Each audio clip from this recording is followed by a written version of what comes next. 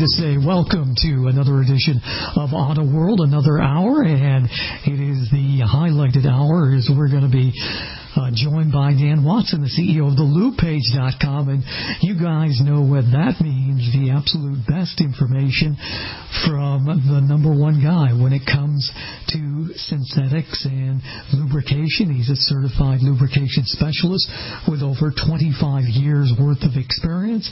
He's also one of the largest Amsoil dealers, not just in one state, not just in two states, but in all of North America. And there's nobody that knows more about oil and lubrication that I personally know than Dan Watson. So get on board. Mackenzie is taking your calls at 855-660-4261, 855-660-4261. Doesn't matter if you got a diesel car, diesel truck, or you got a gasoline car, gasoline truck, if you're port injected, if you're fuel injected, if you're throttle body fuel injected, if you're multi-port fuel injected, it doesn't matter. In the least, we can handle all those questions. We can also handle questions on anything else that moves, marine equipment, boats. Maybe you're lucky and you own a boat and you want to tell us about it. Well, we can help you with the lubrication side on that. Or maybe you're into ATVs. Maybe you're in the farming business and have some farming equipment. Anything that requires lubrication is available for questioning out there on the table at 855-660-4261. Let's go to the Auto World guest lines and bring forth the man himself. Here he is, the guy that knows more than anything better. He knows more than anybody, anywhere, anytime, anyhow on lubrication. He is a lubrication specialist with more than 25 years of experience, and here he is, Dan Watson. Dan, how you doing? Well, I'm going to sit here and think if I can live up to your your introduction. I appreciate that. Yes, I have been doing this for a long time, and I am knowledgeable in these subjects, and I'll accept that. So it's a good evening to answer some questions, and hopefully we'll get some phone calls and some people will have some good questions, because we always like to get hit with something that we just haven't heard before and have to figure it out. Yeah. But we'll see what comes up. It's always good to get a live question, so if you're hearing us, take a shot, because chances are you're hearing us live, unlike a lot of the weekend shows that are pre-taped or they're put together in packaging form during the week. This is live right now as we're speaking. Of course, if you're hearing us later on our archives or podcasts, that doesn't preclude you from participating, because you can email me, Bob at autoworldradio.com, or Dan at thelubepage.com anytime, 24 hours a day, 7 days a week. You can even call Dan, and guess what? Dan will actually return your call, which is something rare in 2019 to have the CEO of a company to return your call.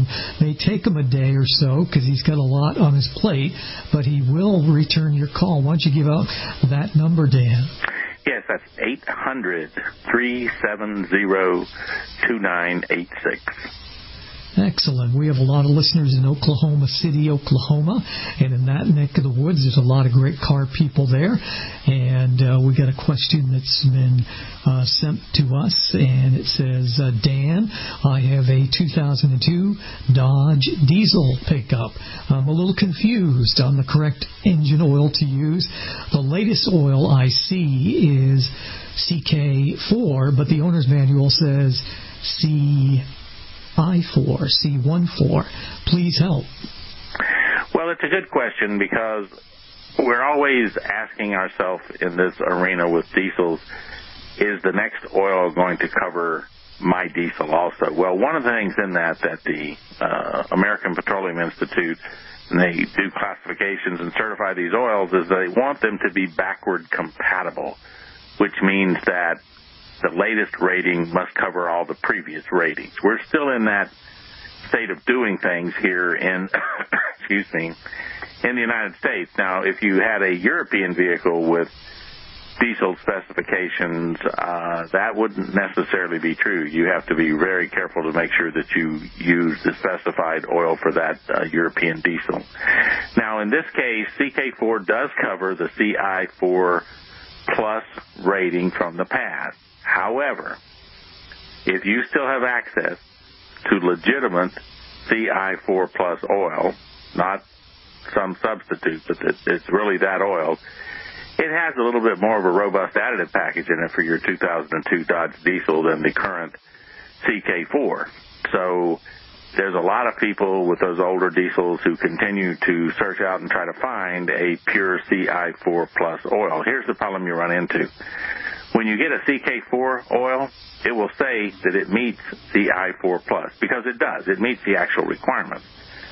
But what it doesn't say on there is that the CK4 oil is limited by the EPA in some of the additive package. It can't have too much of zinc and phosphorus and sulfur in it, so it would have a little less of that, and some people in those older engines prefer the high, robust additive package of the CI4 plus.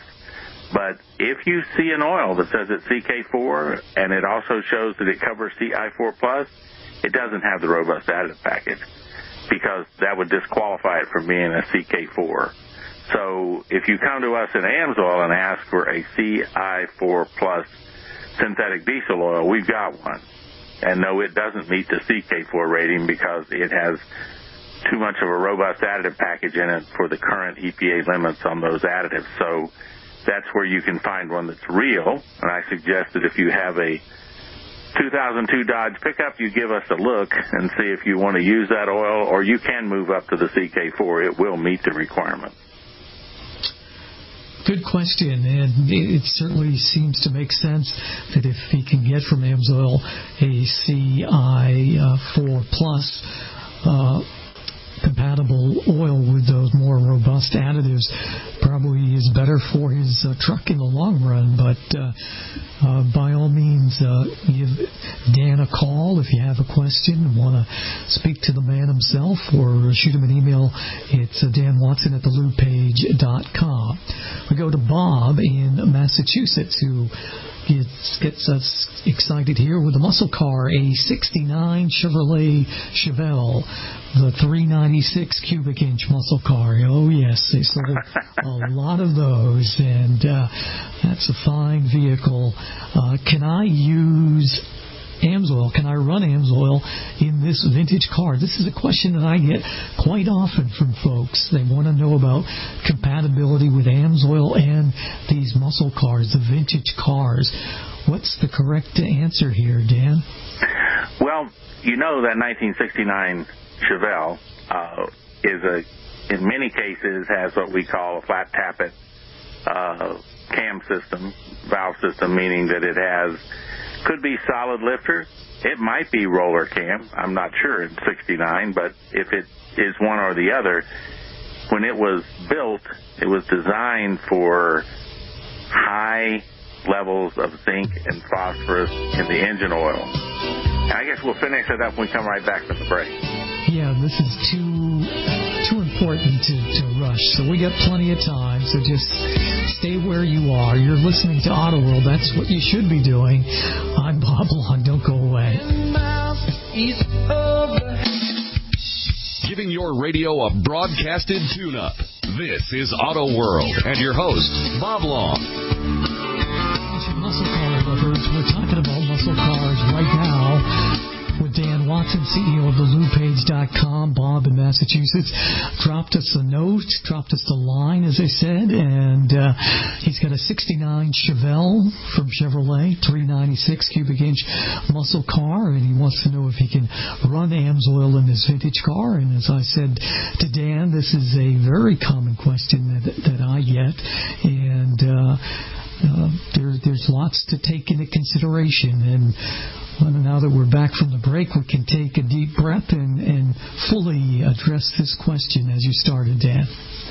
Well, when I started before the break, I was talking about that a great number of cars in this vintage area used solid lifters, what's called flat tappet cam and valve systems, And what you need in those systems is a robust amount of zinc and phosphorus, because the camshaft is literally got a solid lifter of metal, and it's rubbing against that with the lobe on the cam. So you need a lot of anti-wear additive to prevent the camshaft from wearing, okay? Now, later on, and I'm not sure the exact time, we get more into a roller cam where there's a little roller on the end of the lifter, and it's rolling over the lobe of the cam, and it's not quite as critical, but even so, when those rollers first came out, that we still had high zinc and phosphorus in those oils. And a lot of times, depending upon the circumstance, we could have been a 40-weight oil instead of a 30-weight oil, so they were trying to have the best amount of protection for that camshaft that they could. Now, when we come up to the synthetic oils or the modern petroleum oils in 2019, what we find is that the EPA has limited the zinc and phosphorus. So when you're looking at that and you go, well, what kind of protection am I going to get on my camshaft if I buy a regular 10W30 petroleum oil? And the truth is, not a lot, okay? It's not going to function as well to protect it as the original design expected. So you have a choice of what you're going to run in there to give the maximum protection. And what we recommend from Amsoil is you can run one of our Signature Series oils, and you will get all the protection that you need from that oil. It's a high anti-wear additive package.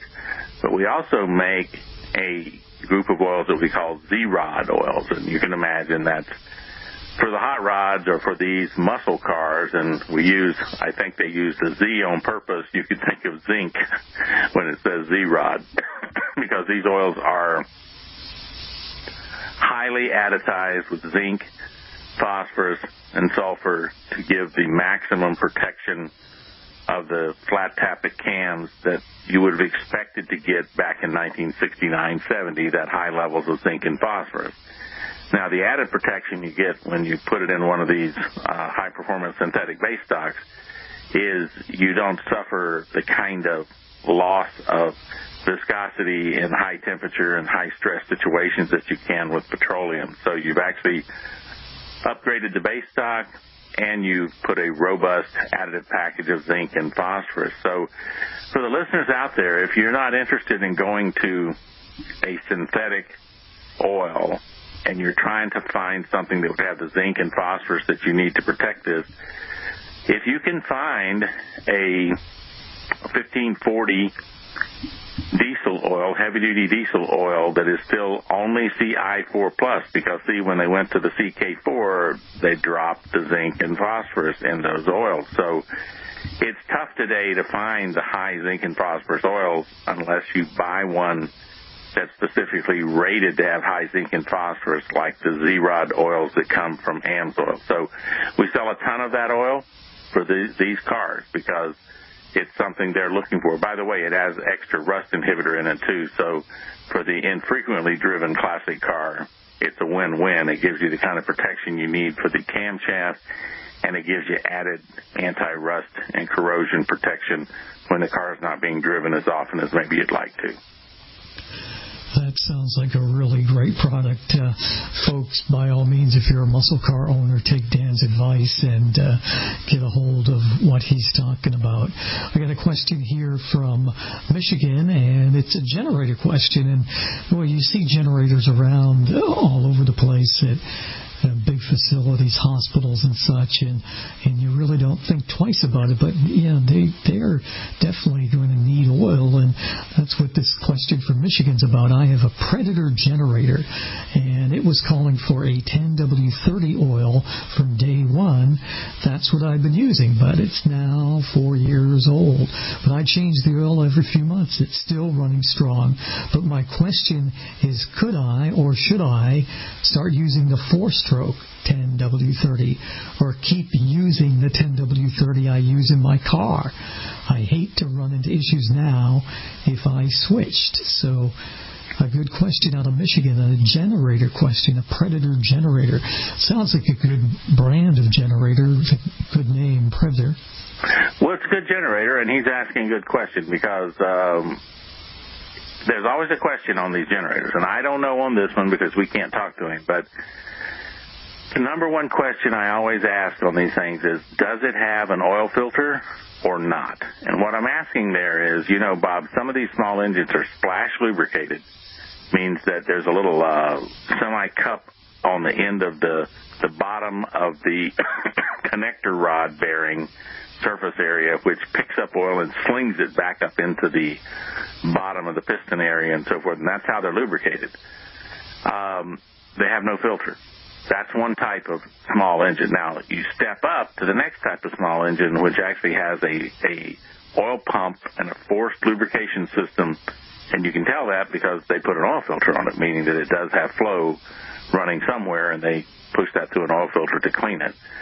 So those are important things, because when you're running a splash lubricated small engine, then you might as well use what we call the Amsoil 4-stroke engine oil, and that is for small engine oil, okay? I got a little hack tonight, so excuse me on that. But the 4-stroke oil is better suited for splash lubrication. We've kind of jacked that up with extra anti-foaming capability so that egg beater effect of that splash lubrication doesn't just turn it all into foam, okay? So you can keep the oil lubricating like it's supposed to. Now, if it has a filter, then that action's not taking place, and we're into more of a classic 4-stroke lubricated engine, just like the one sitting in your car. So if you're going to use 10W30 engine oil for your car, right, then it's best that your small engine have an oil filter, because that means that this oil is designed for a 4-stroke engine that has a forced lubrication system, pressurized lubrication system, and a filter.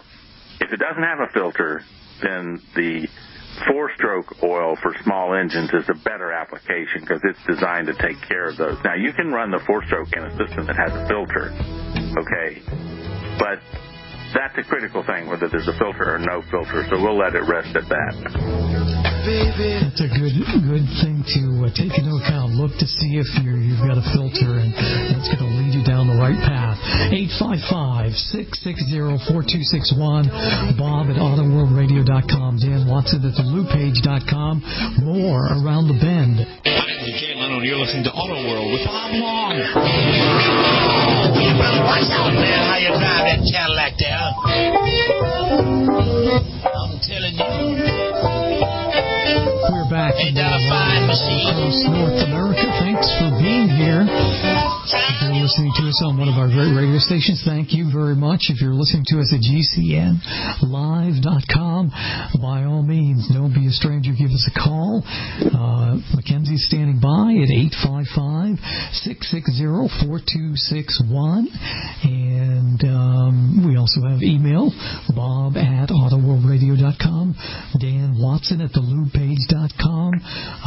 Any way you want to get your question to us, we will help you out. We'll throw out a quick trivia question here, and this trivia question is related to an interview that we had in a prior hour of the broadcast. What year did the Ford Motor Company come into existence?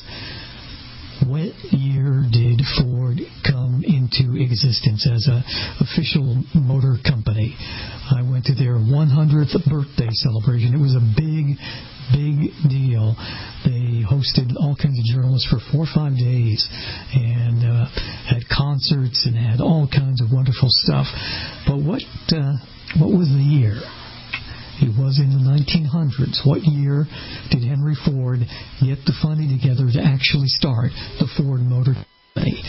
The telephone is 855-660-4261. We've also got lubrication questions for the taking here. Anybody wants to ask a lubrication question to our expert, Dan Watson, by all means, take advantage of this opportunity at 855-660-4261, 855-660-4261. And did I mention that if you get the question right about Ford in the year that they went into business and they had a 100th birthday celebration, back a little while in the 2000s.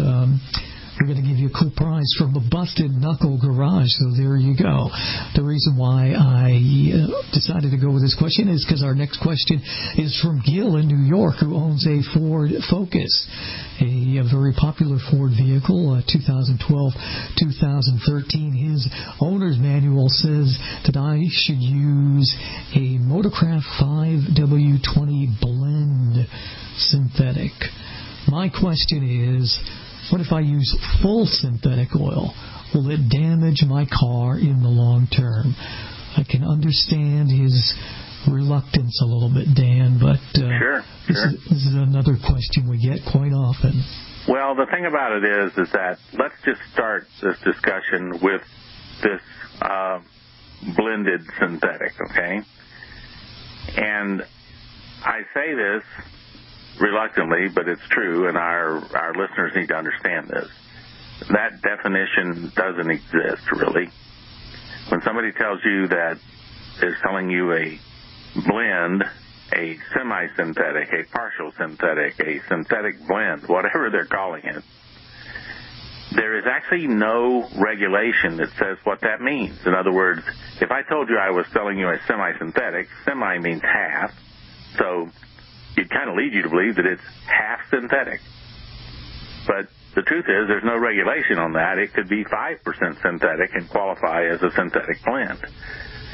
So since you really have no way of feeling that you know what you're getting, I just discourage anybody from buying blends or semi-synthetic, and that's because you really just have no reliance on what that really means, and you may be being sold 95% petroleum but paying synthetic prices for it, so be careful in that aspect. Now, the question, if using full synthetic would damage his car, and the answer is absolutely not, okay?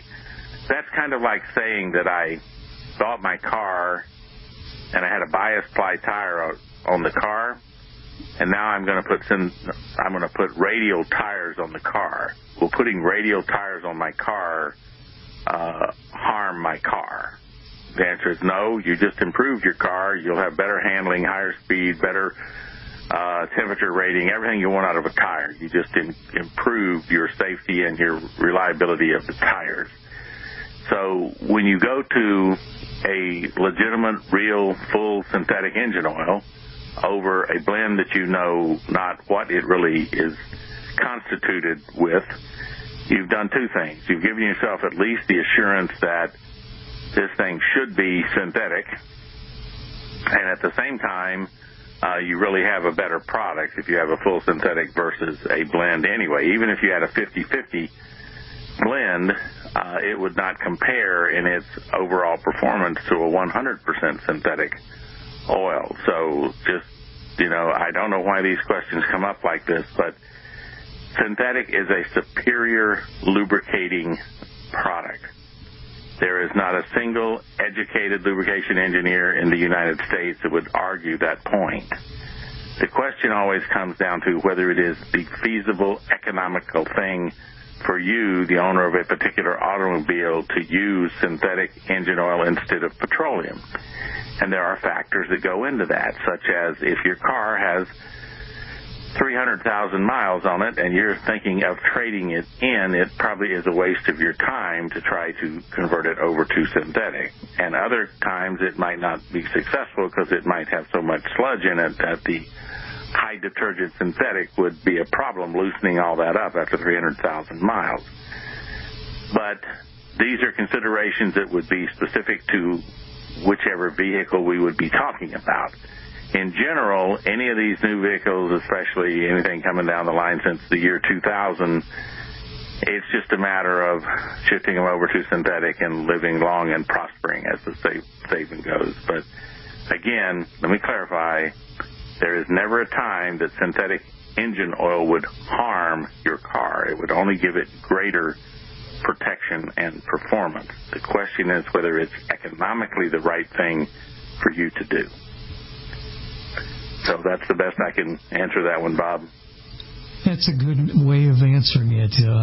I am not a fan of the blends. I think it gets mighty confusing. Matter of fact, we got a question here from Peter, and Peter's in Florida, and Peter says he listens to us quite often, and he said he had been using his dealership to do his oil changes, but recently he went to a quick lube type facility. He didn't specifically say here which facility, and he says he was shocked to see that they offer oil in these mass quantities, in these big plastic containers filled, and he's old school. He likes cans. He likes plastic bottles. He said, when do they start doing this?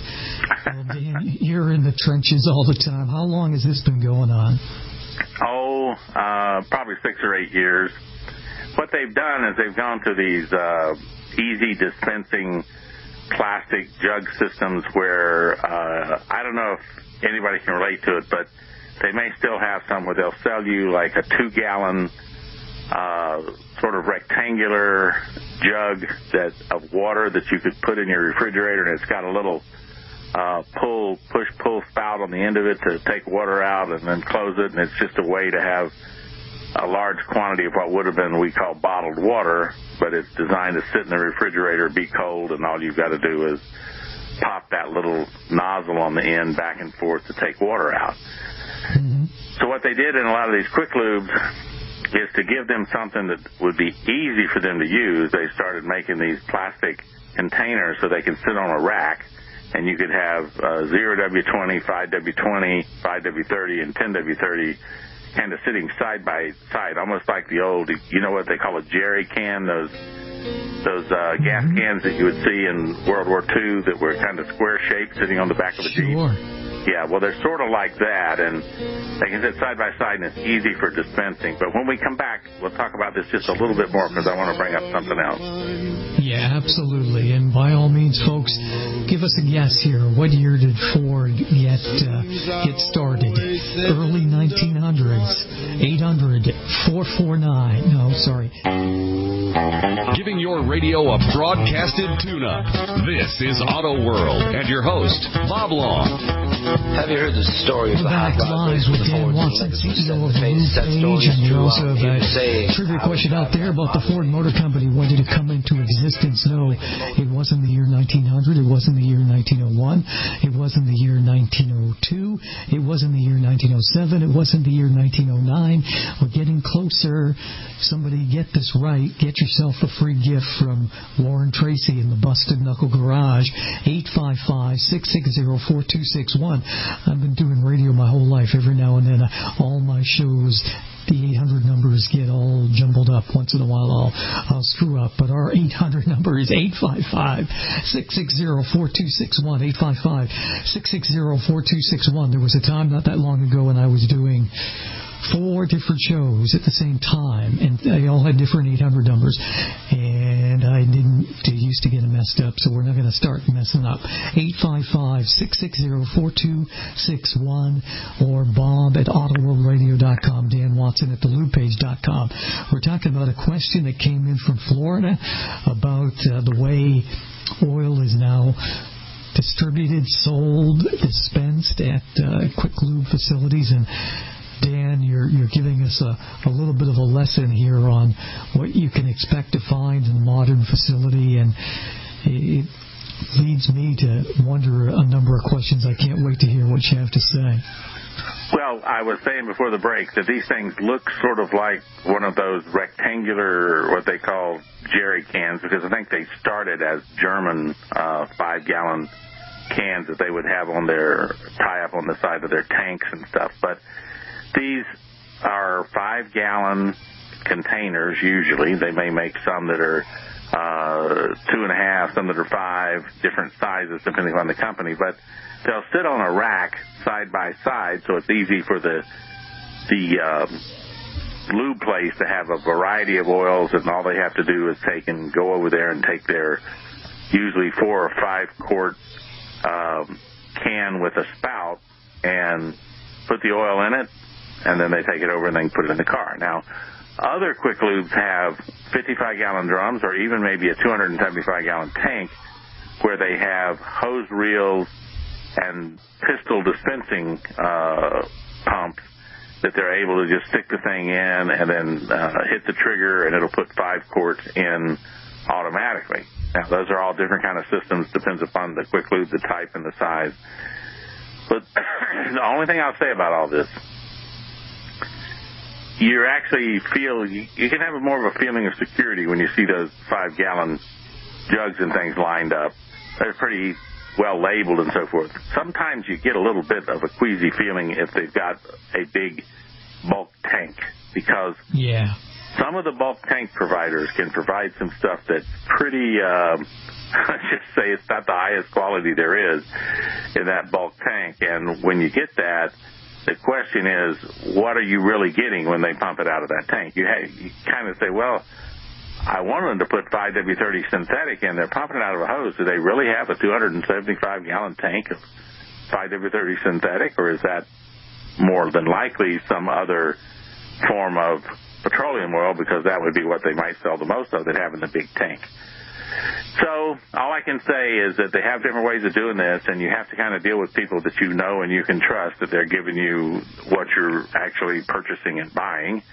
And in today's marketplace, you have to be a little bit leery of this stuff, because that quick lube may not be at fault. Mm-hmm. But the guys that sold them the bulk oil may be at fault, that they're getting away with selling something that's substandard. And I wish Florida would get much, much more deliberate and stern about their consumer protection in this oil industry, and get out and be sampling these oils all over the state and finding out if they're really what they claim they are, so they can protect the consumer. Why do I like that being done? Because I know every time they sample Amsoil, it's going to be 100% of exactly what it says it is, and they're only going to catch the charlatans that are out there selling substandard stuff, which would delight me, because the consumer needs to be protected against these charlatans that run around selling substandard lubricants and getting away with it. So I think that's enough to say about the quick lube, so we'll just move on.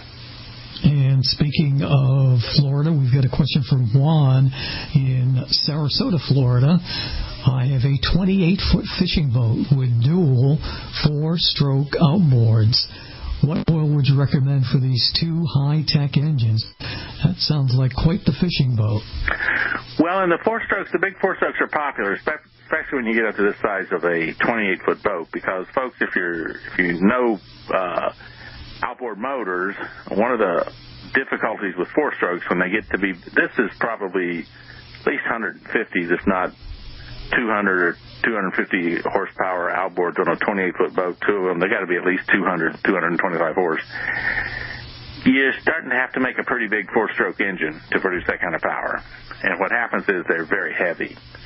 So you got to have a big boat like this 28-foot fishing boat to strap those things on the back of it and not be too heavy for the boat. One of the advantages to the 2-stroke engines, they can produce more power in a lighter weight engine than the 4-strokes. But that being said, these 4-strokes just have to be rated as high performance, just call them racing class 4-strokes, because again, what you do in this marine application, and everybody knows it, is you're idling along, having a good thing, and then you get to where you want to go, and that throttle doesn't go halfway, it just goes all the way down. So now you got your 2 big 4-stroke outboards pushing you up on a plane, and you're having fun, and you're going, and those 2 outboards are running between 4,500 and 5,000 RPM. And depending upon how far you go, you may go for the next 30 or 45 minutes running at that speed, just having a good old time. Well, that's a heavy, severe duty on a 4-stroke engine to run at a consistent high RPM. You just look at your tachometer in your car when you're driving down the highway, you're not doing 4,500 RPM. You're doing maybe 2,000, and that's because you got that wonderful transmission to keep shifting gears and keeping your RPM down, and you're going down the road. But in a boat, this thing has a propeller, and that propeller is like a pump. It has to keep churning at the rate it's going to hold the speed.